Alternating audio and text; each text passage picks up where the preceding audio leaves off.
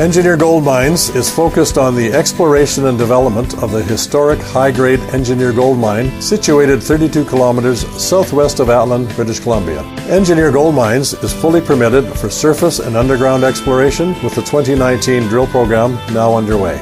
Engineer Gold Mines Limited trades on the TSX Venture Exchange, symbol EAU. For more information, please visit us at engineergoldmines.com.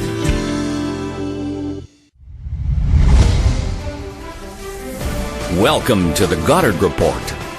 Comments made on the Goddard Report and TalkDigitalNetwork.com are an expression of opinion only.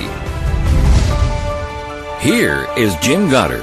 My guest is Jordan Bateman, Vice President of Communications and Marketing for the Independent Contractors and Business Association in BC. His website, icba.ca. Welcome back to the show, Jordan. Thanks for having me, Jim. Jordan, business in British Columbia paying sky-high gasoline and gasoline taxes, even with the drop in prices that we've seen recently compared to Edmonton, where they're paying around 90 cents a liter, we're still paying a hell of a lot for energy to run our business machines. Any relief in sight? Well, no relief in sight. And part of the reason why is John Horgan continues to, frankly, mislead the public as to the causes of why this gasoline is so expensive. He's out there right now stumping away, talking about maybe 10 cent per liter markup in gasoline prices, claiming it's some sort of gouge by oil and gas, but doesn't talk about his own 55 cent per liter gas tax markup. Doesn't talk about all the regulations that his government puts into place, forcing oil companies to change the mix so that gasoline burns cleaner here than anywhere else. There's a cost to that. Doesn't talk about how fighting a pipeline that could bring more gasoline to BC raises prices. So John Horgan is desperate for you to blame someone other than him. And hopefully, I'm hoping BC. I think at best, the best result he could possibly hope for is that BC drivers say a pox in all your houses, taxes, and oil companies. Well, I've heard that some of the gasoline we're using in Vancouver, which is refined in Cherry Point, Washington, some of that oil is coming from Russia. So we're using Russian oil rather than Canadian oil and gas, which is produced under very strict regulation by countries that respect human rights. You're saying Russia doesn't respect human rights? I can't believe that. Well, they have a great constitution. Yeah. It's great if you're the president of Russia. Look, you're exactly right. I mean, I don't know what the mix is coming into Cherry Point, but there's no doubt that there are parts of Canada that rely on foreign oil. It makes no sense when you consider the fact that we have some of the richest oil reserves in the world, that we develop them in a more environmentally friendly way than anywhere, any other oil-producing country in the world, and we have better human rights. We take care of, we have better equity values than any other country, oil-producing country in the world. And yet, this is where the protesters camp out and try to make us feel guilty for using gasoline. I had a laugh. I was in Victoria over the weekend. I didn't get one on my windshield, but apparently someone was going around putting flyers on people's windshields saying, "You are the cause of the crisis, you and your evil gas-guzzling car." And, I joked around on Twitter, okay, Gloomer, give me a break. Like, the idea that somehow, we're destroying the universe by driving your kid to hockey, just is nonsensical.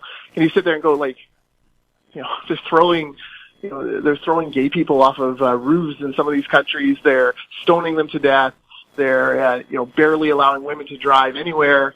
They're developing their oil resources in a dirty way. They're corrupt in other countries.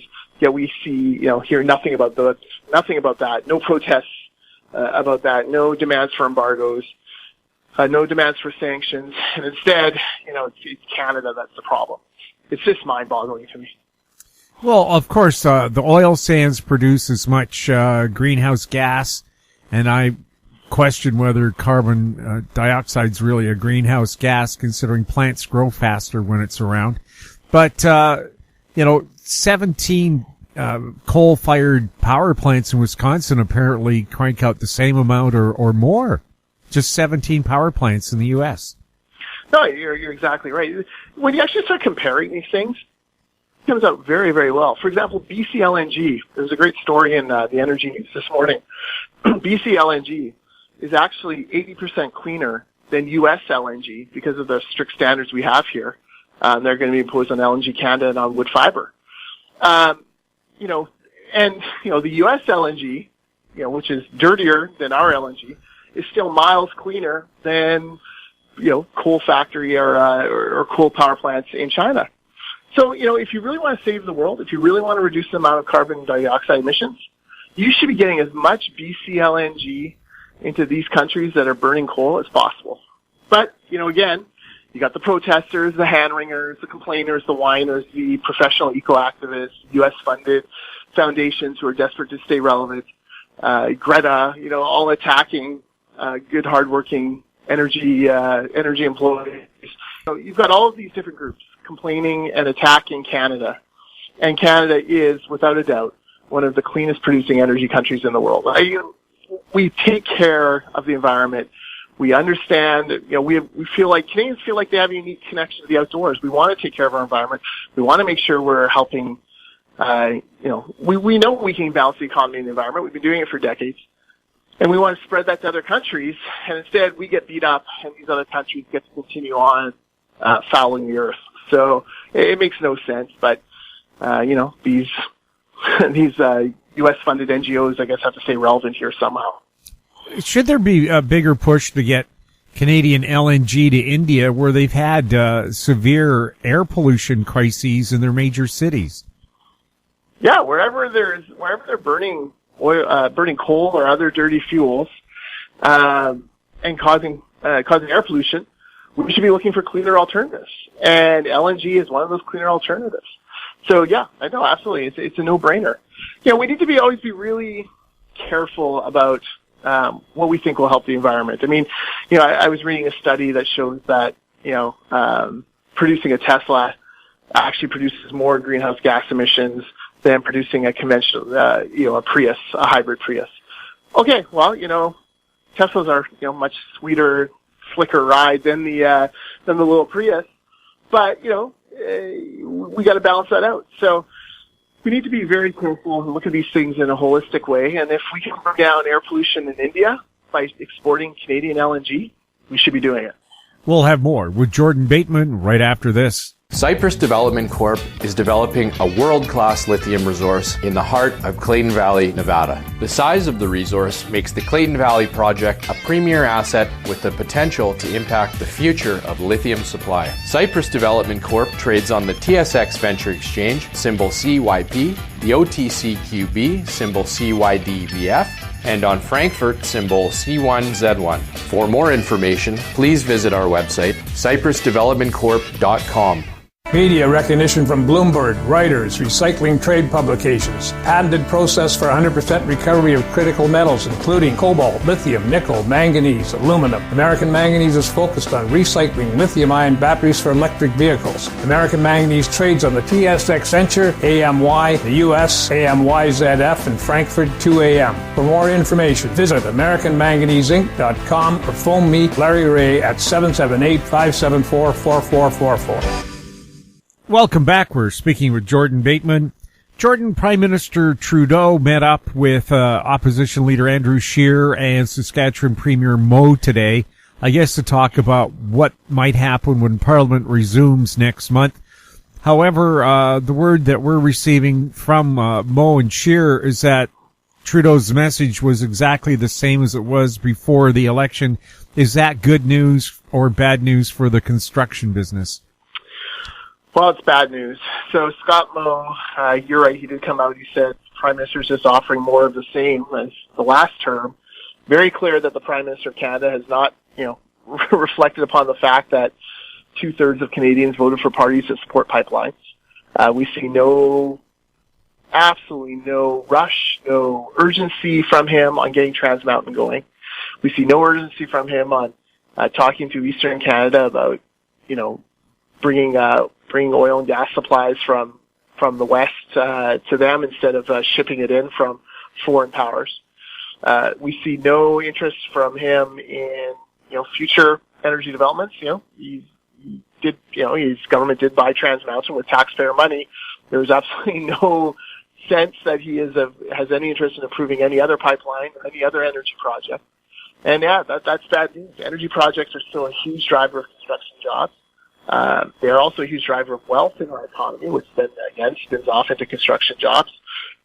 We need to be doing everything we can to responsibly develop our resources, get them out to market. And we have a prime minister who seems just to enjoy the photo op much more than he does the actual hard work of governing. Now, some Aboriginal groups are exploring buying the pipeline or getting a majority interest in it. Is that encouraging news? Yeah, that's fantastic news, and it would be I think it's a sign of the profitability potential of these pipelines.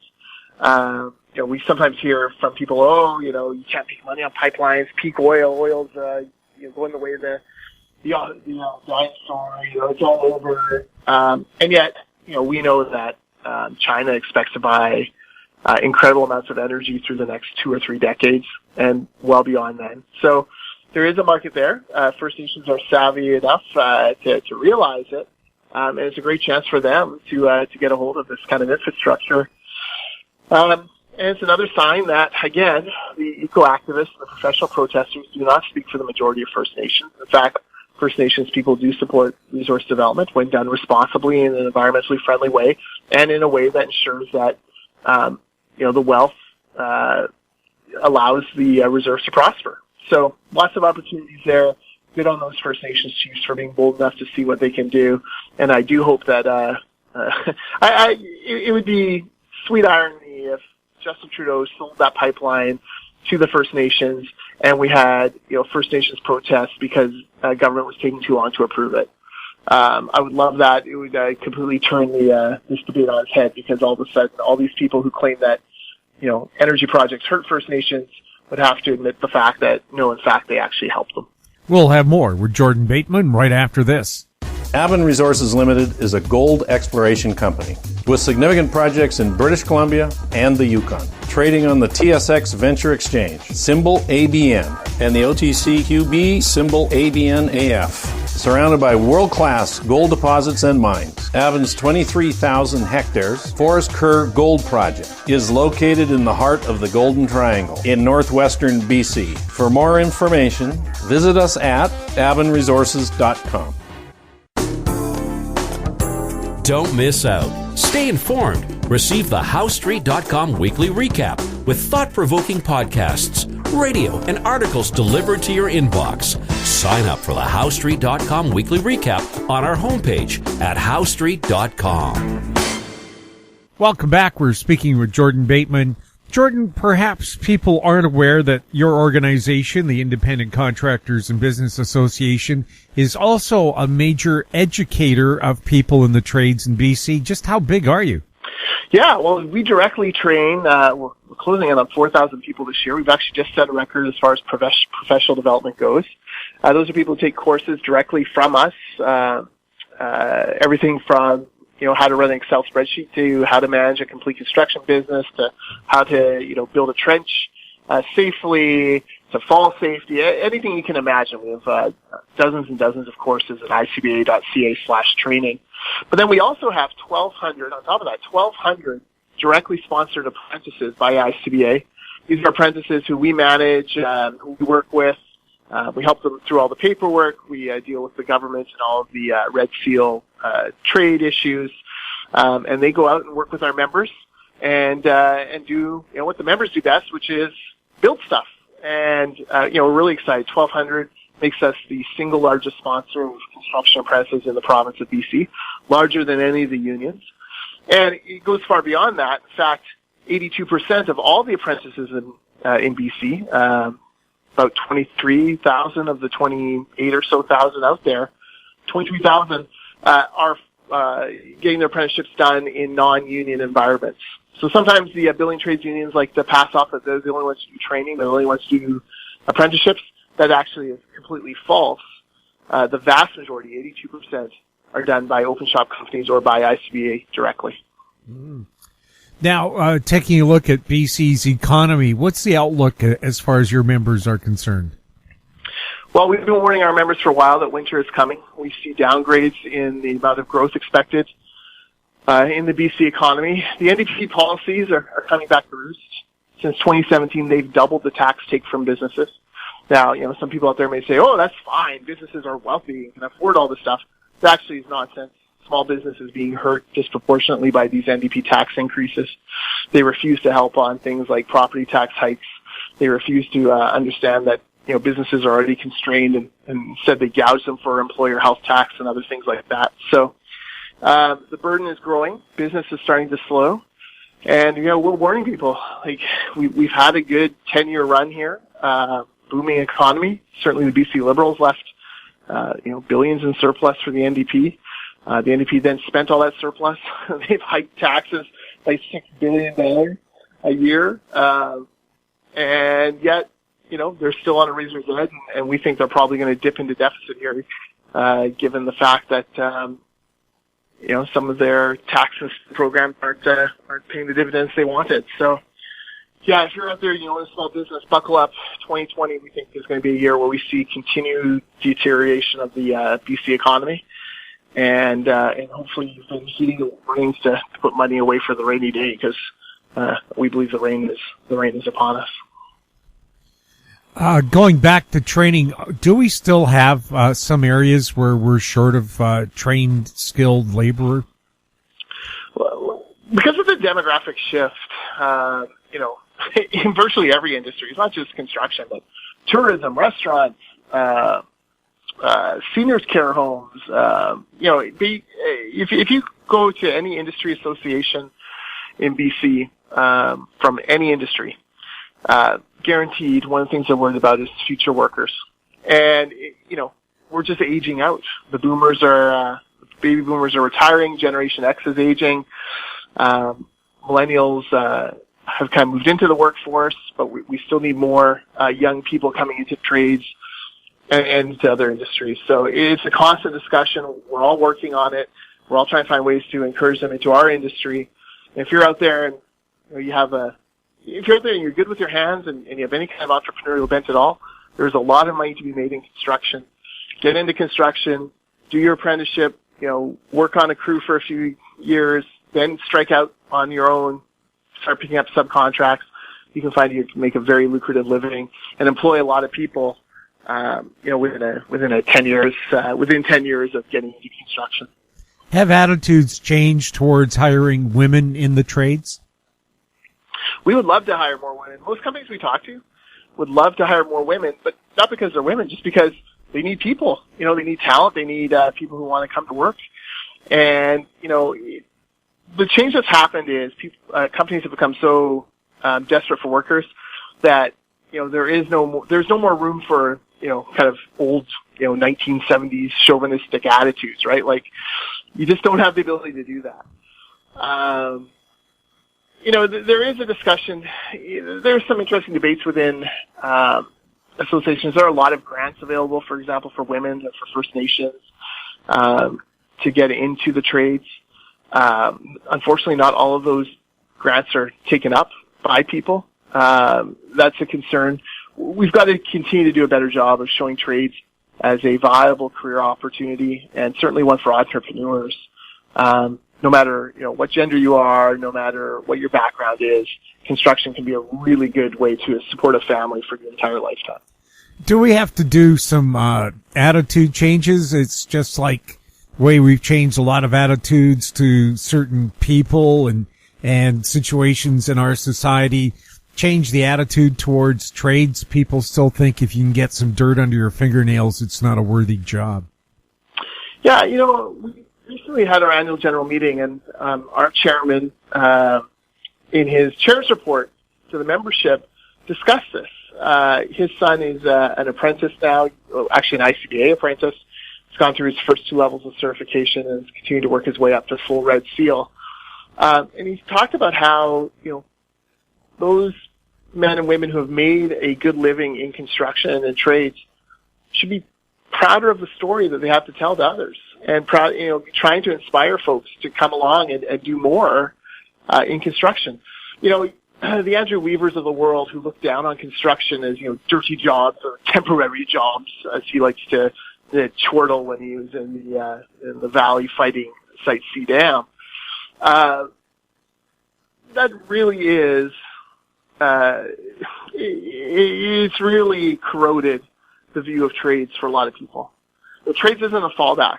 Trades is a great way to make a living. And again, if you have an entrepreneurial bent at all, you can end up running your own crew, your own business, and doing very, very well for yourself. There are huge companies, construction companies in BC, BD, Hewitt, Jacob Brothers, Ledcor.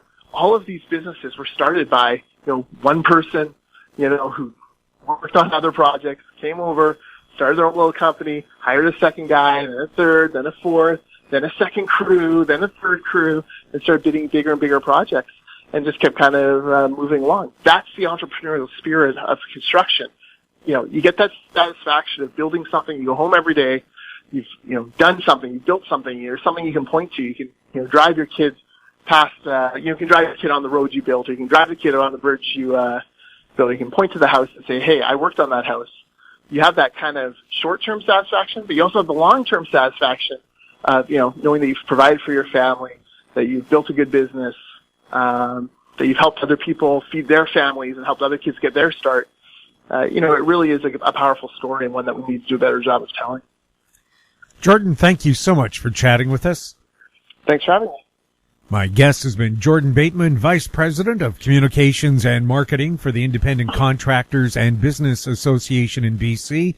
His website, icba.ca. If you have any questions for Jordan or any of our other guests, you can send them to info@housestreet.com. I'm Jim Goddard.